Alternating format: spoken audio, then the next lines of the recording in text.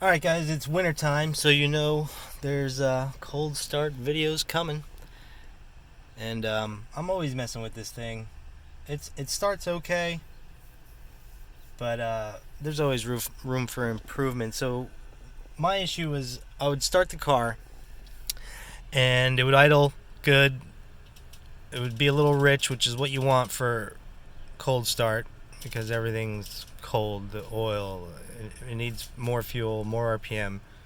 It would start good, and then about 20-30 seconds in, it would start going lean, and AFR would hunt. It'd be up in the 16-17 range, just kind of blah, blah, blah, blah, blah, and it would stay running, which, like I said, it's not that bad, but there's room for improvement. So I did some research, and I'm a novice tuner.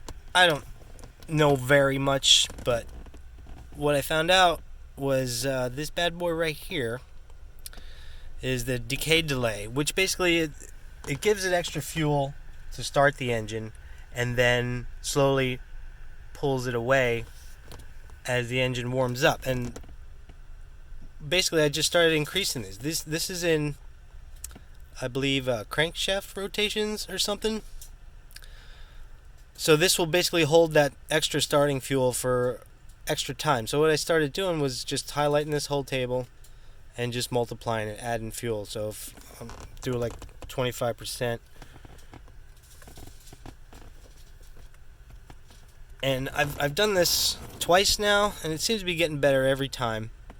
So I'm gonna go ahead and do it again and start it and see if it gets better.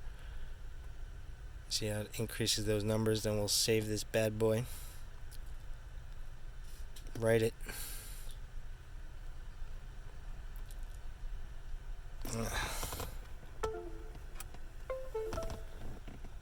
Right. So yeah, it seems to be getting better. Why you not? Why you no likey? What's going on here?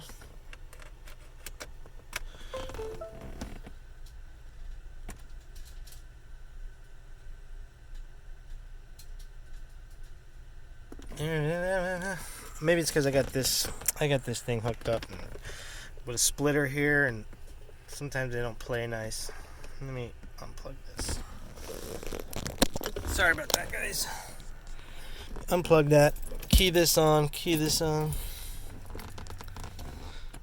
And let's try it again. Bluetooth mode. Bluetooth? Why is it not? What's going on here? Keep forward. There we go. There we go.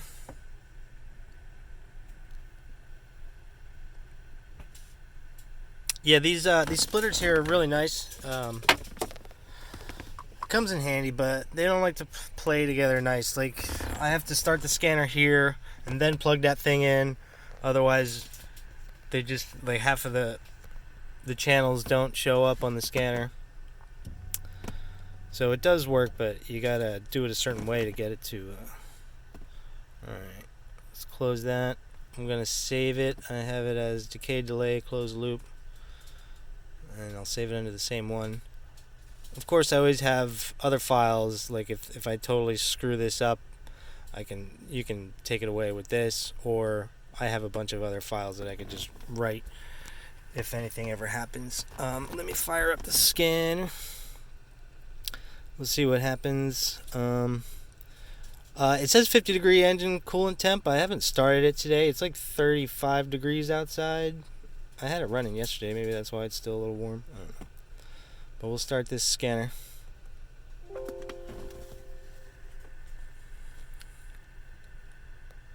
Alrighty then. Keys forward. And let's see how she does.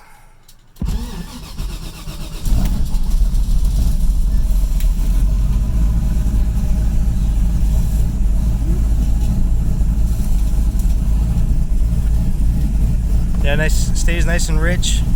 It would stay like that and then suddenly start going lean. So what I did there was to extend the amount of time it keeps that starting fuel in effect, basically.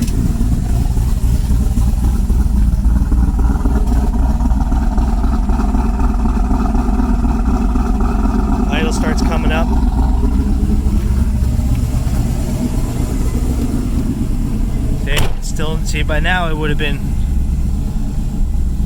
searching. See, now it's starting to taper off, and it'll go lean. What I'm trying to do is I have the closed loop. See how it gets leaner? It could probably still use a little more. I have the closed loop to kick on at 80 degrees of engine coolant temp. So what I was trying to do was keep this starting fuel going until it reaches, see how it starts surging a little bit?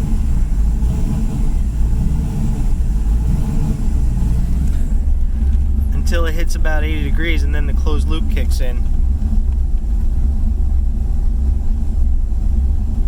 66% alcohol. Again, this is pump e85, so there's just limitations to what the stock computer can do, especially with, look at that, see, it gets real lean on the F1. But now there, closed loop kicked on, so now it's going to add the fuel it needs to get it to stowage.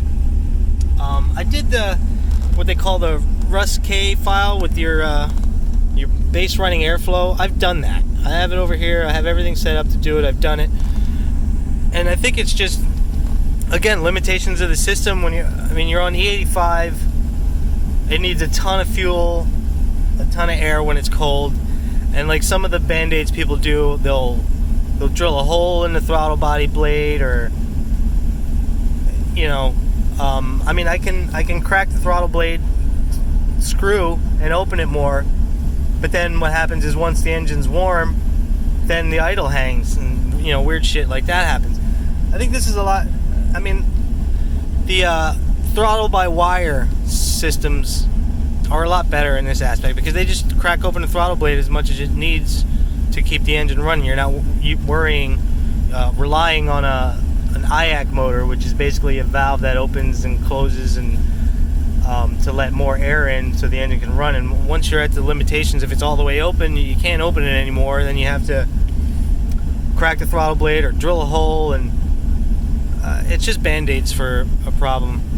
See, right now it's good now, but there's still that spot. I'm gonna keep tweaking it.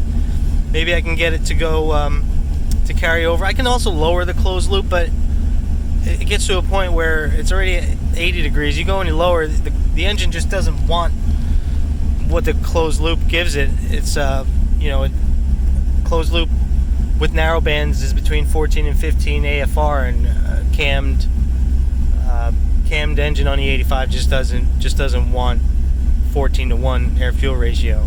When it's cold, it wants to be richer, and so that's I do have a Holley Terminator system I'm gonna install, and that's gonna make all this stuff a lot easier.